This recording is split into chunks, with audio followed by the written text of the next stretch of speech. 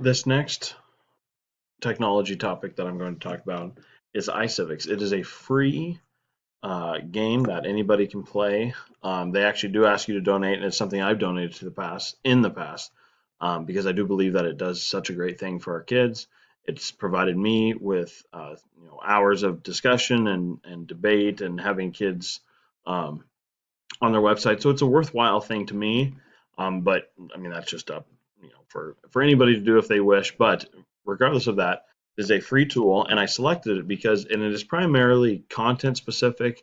It applies to me in social studies. I'm not saying there's not a way for other people in other subject areas to you know find a home in this. However, social studies, I think it does make the most sense. Current event class, which still falls under social studies, business law, maybe. Um, and I'll show that to you in a second, maybe one that would fall under that. But for the most part, it is pretty content specific. So what it is games that have to do with civics and government and real life scenarios that kids might come across someday, or that kids have come across.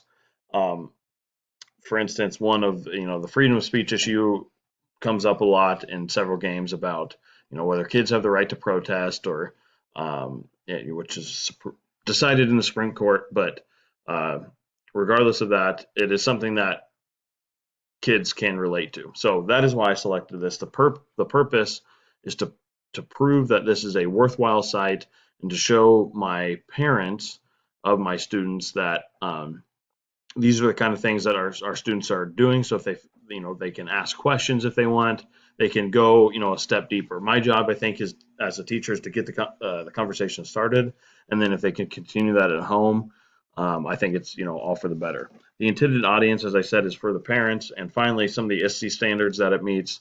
The first one would be ISTE and for educators 3A, and ISTE for educators 3B as well, which both have to do with citizenship. Um, but good citizenship is good citizenship, whether it's digital or physical, and I think it falls under those categories. So let me show you iCivics real quick before I let you go. First of all, one of the games my kids love to play is Win the White House. So sometimes I'll give them a specific game to do if I want a specific lesson. But a lot of times if I just say, okay, we have it's a Friday, it's a day when I'm gone, anything like that, you can pick the game. A lot of times I'll see that students choose Win the White House. I create a presidential campaign. They go and try and turn blue states red or red states blue, depending on what side they choose. They do that by fundraising, by campaigning, by having targeted ads that relate to the people. So it's a lot like running for president. It gives the kids a little bit of an insight into what really goes into that. One that I did want to show you is that I encourage my students to play when we either are doing the Constitution with eighth graders or juniors, and it's do I have the right? So I'll try and get it set up here. I don't want to take too long of the video with too much dead time with you just waiting, but um, as it prepares, this video does exactly what it says. Do I have the right? So it'll ask several questions about, people will come into your law firm and ask, do I have the right to say this? Do I have the right to protest in this way? So the questions kids might have that they might feel silly asking in class, they can play them out on here. And oftentimes, it'll say if you choose the wrong answer, it'll say, well, actually, this is what the Constitution says, in regards to this um, topic or whatever.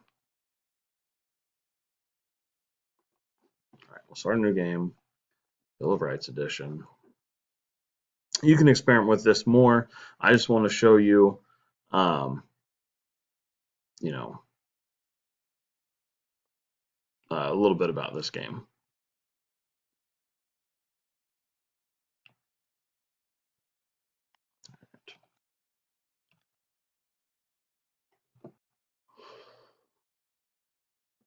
Once again, I apologize for all the dead time, but it is important that excuse me, it is important that you see uh, how it works.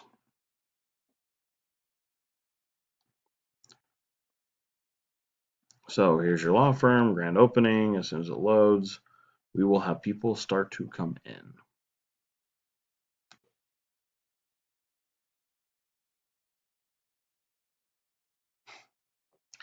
Everything just seems a little bit slower when you're waiting, when you know people are watching your videos. All right.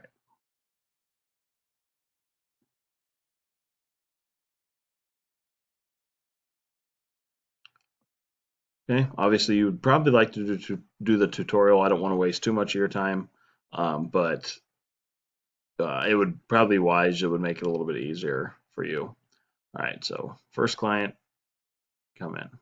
Go talk to them.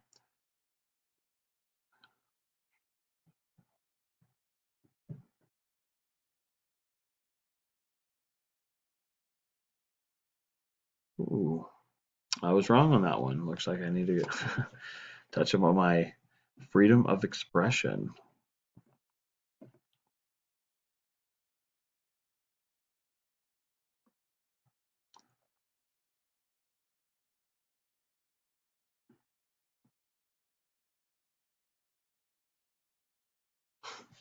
All right, so these are just several examples like this. Some are silly, like in that case.